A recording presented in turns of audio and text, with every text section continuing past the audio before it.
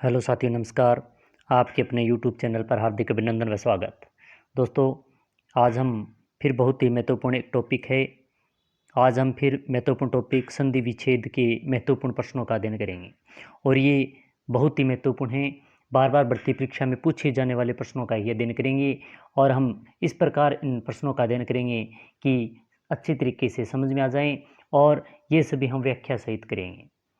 अगर आप प्रत्येक प्रश्न को अच्छी तरीके से देखते हैं तो ये सभी प्रश्न व्याख्या सहित हैं और इनसे संपूर्ण संधि भी इनसे क्लियर हो जाएगी। बने रहें, क्योंकि अंत में आप ऐसे ऐसे प्रश्नों को देखेंगे जो बार बार भर्ती परीक्षा में पूछे जाते हैं। तो आज हम लगभग 25 प्रश्नों का अध्ययन करेंगे और इन संपूर्ण 25 प्रश्नों के माध्यम से ही लगभग 50 प्रश्न हो जाएंगे, क्योंकि ये सभी हम व्याख्या सहित अध्ययन कर रहे हैं। तो शुरू करते हैं संधि विच्छेद के महत्वपूर्ण प्रश्न। पहला प्रश्न है, दो स्वरों या दो व्यंजनों के मेल को कहते हैं। तो इसका जो पहले का सही उत्तर होगा वह है संधि। ऑप्शन संख्या 2 इसका सही उत्तर है, यानी दो स्वरों या दो व्यंजनों के मेल को संधि कहते हैं। अब इसकी व्याख्या देख लेते हैं। संधि का अर्थ है मेल। जब दो ध्वनियां निकट होने पर आपस में मिल जाती है और नया रूप धारण कर लेती है तो वहाँ दो ध्वनियों की संधि होती है। उदाहरण के लिए देखें, हिम प्लस अल्य दिया हुआ है, या हिम में ए है प्लस आ में भी आ है। ये दोनों ए प्लस आ से मिलकर आ बना है। तो यहाँ पर ले दिया गया, तो इसका मतलब हिम प्लस आ प्लस ले, तो ये बन गया हिमालय। अगला प्रश्न है, व्याकरण में संधि का अर्थ है। व्याकरण में संधि का क्या अर्थ है? तो इसका प्रश्न संख्या 2 का सही उत्तर होगा, प्रथम पद के अंतिम तथा द्वितीय पद के प्रथम वर्ण में मेल, यानी दो वर्णों के मेल को संधि कहते हैं। ऑप्शन संख्या 3 इसका सही उत्तर है। आगे वाला प्रश्न है, स्वर व्यंजन विसर्ग किसके विभिन्न प्रकार हैं? तो प्रश्न संख्या 3 का सही उत्तर होगा, ये संधि के प्रकार हैं। ऑप्शन संख्या 4 इसका सही उत्तर है। अब इसकी संपूर्ण व्याख्या संधि के देख लेते हैं। इस संधि के 3 भेद हैं। स्वर संधि, जो स्वर प्लस स्वर से मिलकर बनी होती है। व्यंजन वी प्लस एंजन, यानी व्यंजन प्लस स्वर, और स्वर प्लस व्यंजन, व्यंजन प्लस व्यंजन। यानी व्यंजन संधि में क्या आता है, या तो फिर होते हैं व्यंजन प्लस स्वर होगा, या फिर स्वर प्लस व्यंजन होगा, या फिर व्यंजन प्लस व्यंजन होगा। इस प्रकार व्यंजन संधि इसकी बनेगी। और तीसरी होती है विसर्ग संधि, विसर्ग प्लस स्वर या फिर व्यंजन, यानी विसर्ग के साथ या तो स्वर होगा या व्यंजन होगा, तो इन दोनों के मेल से ही विसर्ग संधि बनती है। स्वर संधि के कितने भेद होते हैं? तो इस प्रश्न संख्या 4 का जो सही उत्तर होगा वह होगा ऑप्शन 5। ऑप्शन संख्या 3 इसका सही उत्तर है। आप संपूर्ण व्याख्या देख लेते हैं इस प्रश्न की। दो स्वरों के मिलने से जो संधि होती है उसे स्वर संधि कहते हैं, यानी दो स्वर आपस में मिलेंगे तब स्वर संधि होगी। स्वर संधि 5 प्रकार की होती है।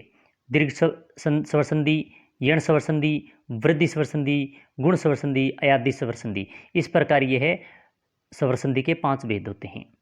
अब दीर्घ स्वर संधि, यदि दो समान स्वरों की संधि होती है तो वे दीर्घ संधि हो जाती है।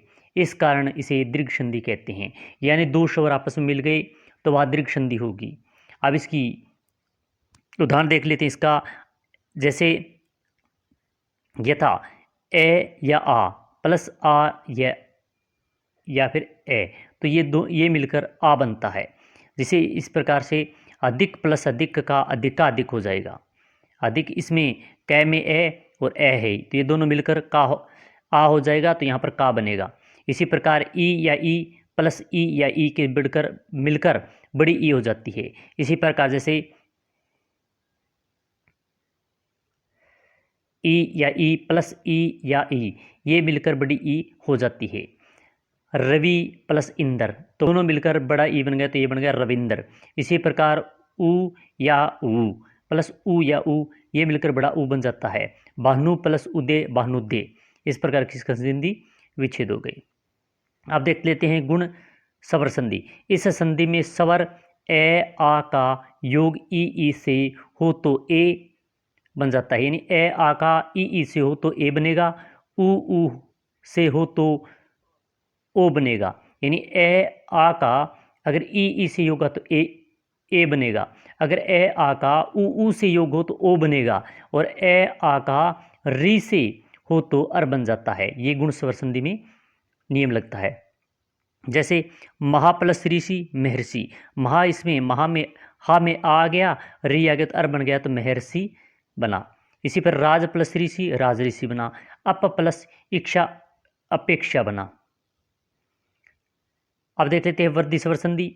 इसमें ए आ का योग यदि ए ऐ से हो तो बड़ा ए बन जाता है, और ए आ का योग ओ औ से हो तो बड़ा ओ औ हो जाता है। अब उदाहरण देख लेते हैं। पुत्र प्लस ऐष्णा इन पुत्रेष्णा, पुत्र में ए आ गया और यहाँ पर ए प्लस ए हो गया, ये दोनों मिलकर बड़ा ए बना। अब यण संधि, इसमें ई बड़ी ई या फिर ऊ री के बाद कोई असमान स्वर हो तो उसकी जगह यानी ई का ये हो जाता है, ऊ का वह हो जाता है, और री का रे हो जाता है। यानी ई ऊ और री के बाद में कोई भी असमान स्वर आता है तो ई का ये, ऊ का वह और री का रे हो जाता है। जैसे वी प्लस अर्थ वर्थ बना, अनु प्लस ऐषण अन्वेषण बना। अब है अयादि स्वर संधि। इस संधि में ए ऐ ओ औ के बाद कोई असमान स्वर आता है तो इसकी जगह कर्म से ई ए का अये, बड़ा ए का आए, ओ का अव और बड़ा औ का आओ हो जाता है। उदाहरण के लिए ने प्लस अन नेन, ने इसमें ने में ए है प्लस ए है, और ये बनकर क्या बनेगा अभी देखते हैं हम। ये ए है और ए समान स्वर आ गया ए है तो इसकी जगह क्या बनेगा अय बनेगा। इसी प्रकार भो प्लस इसे तो भविष्य, संभो प्लस आना संभावना।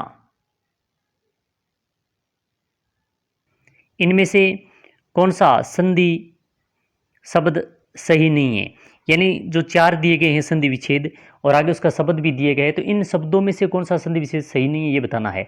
तो प्रश्न संख्या 5 का जो सही उत्तर होगा वो रवि प्लस इंदर, ऑप्शन संख्या 1 है जो सही नहीं दिया गया है रविंदर। बाकी तथा प्लस एव तथेव, नि है प्लस रोग निरोग, और मन है प्लस ताप मनस्ताप, ये सही हैं। बाकी जो पहला दिया गया था वो गलत दिया गया था। प्रश्न संख्या 6 है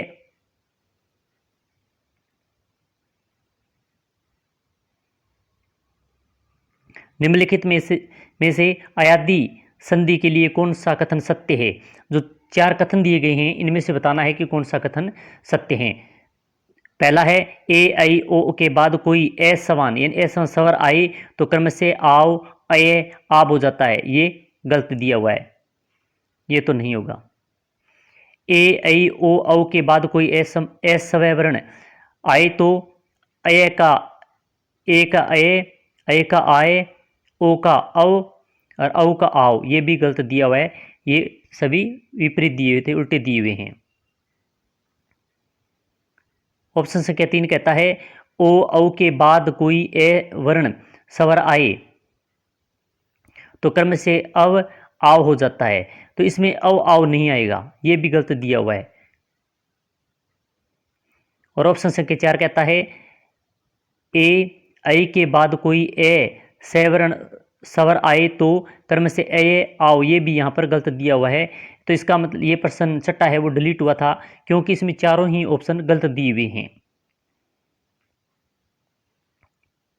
प्रश्न संख्या 7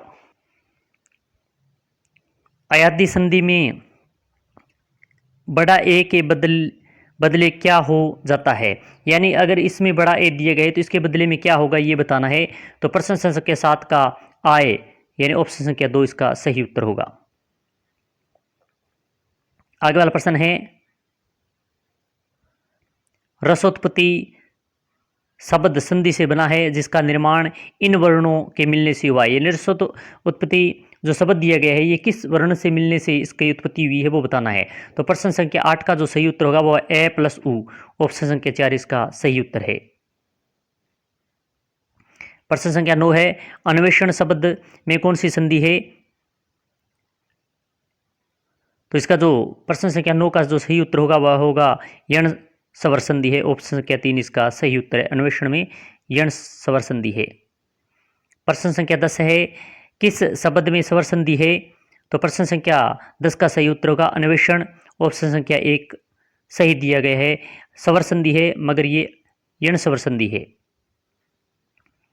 प्रश्न संख्या 11 है, अन्वेषण का संधि विच्छेद है। तो अन्वेषण का हम अभी पढ़कर आए थे, यण स्वर संधि है और इसका संधि विच्छेद क्या होगा? तो इसका सही उत्तर है वो अनुहु प्लस एषण। ऑप्शन संख्या 3 इसका सही उत्तर है। प्रश्न संख्या 12 है, उचित संधि युक्त शब्द है। यानी 4 जो दिए गए हैं इनमें से सही कौन सा है 12 में वो बताना है। तो इसका जो सही उत्तर होगा वो होगा अनु प्लस एषण यानी अन्वेषण। ऑप्शन संख्या 3 इसका सही उत्तर है। बाकी जो दिए गए हैं 3 जैसे षट प्लस यंत्र, षड्यंत्र ये गलत दिया है। अघु प्लस उत्तर यानी लघुत्तर ये भी गलत दिया हुआ है। लघु प्लस उत्तर आना चाहिए था। सत प्लस मति संपत्ति ये भी गलत दिया हुआ है। तो इसका सही उत्तर है 12 का वो ऑप्शन संख्या 2 होगा। प्रश्न संख्या 13 है, संधि विच्छेद का उदाहरण है। तो प्रश्न संख्या 13 का जो सही उत्तर होगा वो होगा महर्षि महा प्लस ऋषि। ऑप्शन संख्या 3 इसका सही उत्तर है। ये बार बार भर्ती परीक्षा में पूछे जाने वाले प्रश्न हैं, आगे भी इनकी आने की संभावना है, तो इनका अच्छी तरीके से अध्ययन करते रहें। राजऋषि शब्द में कौन सी संधि है? तो इसका जो सही उत्तर होगा वह होगा गुण संधि। ऑप्शन संख्या 4 इसका सही उत्तर है। अपेक्षा में कौन सी संधि है? तो इसका जो सही उत्तर होगा वह होगा गुण स्वर संधि है। ऑप्शन संख्या 4 इसका सही उत्तर है। आगे वाला प्रश्न है, इनमें से किस विकल्प में सही संधि नहीं हुई है? यानी जो 4 दिए गए हैं शब्द दिए गए उसके संधि विच्छेद है, इनमें से बताना है कि किसमें सही नहीं है। पहला है योगी प्लस योगेश, यही गलत दिया हुआ है, इसमें सही संधि नहीं है। ऑप्शन संख्या 1 इसका सही उत्तर होगा। सट प्लस आनंद, शटानंद ये सही है दूसरा। और ऑप्शन संख्या 3 कहता है नव प्लस उड़ा, नवोडा ये भी सही है। और वर्षा प्लस ऋतु, वर्ष ऋतु ये भी सही है। तो बाकी 1 2 3 4 ये सही है, बाकी पहला है जो इसका गलत दिया हुआ है। विकल्प में गलत संधि विच्छेद कौन सी है ये बताना है। जो 4 दिए गए इनमें से गलत कौन सी संधि हुई है वो बताना है। सर्वेक्षण यानी सर्व प्लस ईक्षण, पुत्रेषणा पुत्र प्लस ईषणा, उपयुक्त ऊपरी प्लस युक्त, और आशातीत आशा प्लस अतीत। इन चारों में से जो गलत संधि कौन सी है वो बताना है। तो इसका जो सही उत्तर होगा वह होगा पुत्रेषणा पुत्र प्लस ईषणा, ये गलत दिया हुआ है। ऑप्शन संख्या 2 इसका सही उत्तर होगा।